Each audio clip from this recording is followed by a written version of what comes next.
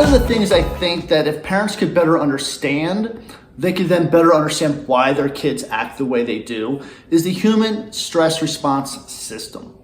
Because you've got a 4-year-old, you ask them to turn the TV off and they just go crazy, right?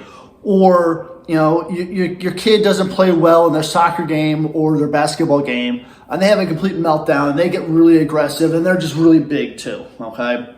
It's like, why are they getting so aggressive? Why are they getting so physical when they're upset?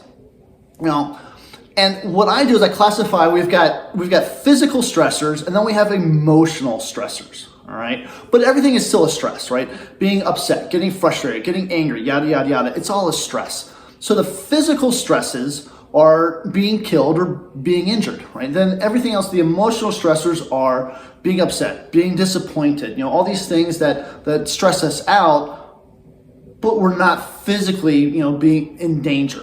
If you look at human history, which I just did just a couple minutes ago, you'll see that human population over the last, from about 10,000 BC to 1700, kind of went like this, just a very, very slow increase.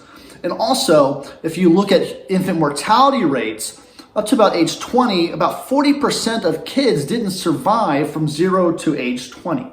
So that's from about 10,000 BC to 1700.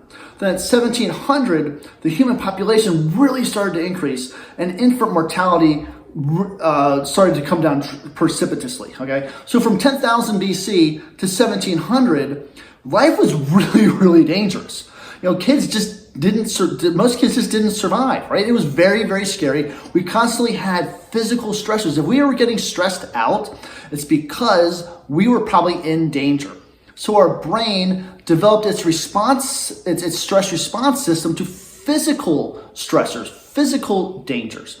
And that worked well from 10,000 BC till 1800, right? Where a lot of the stresses that kids dealt with was they were going to get hurt.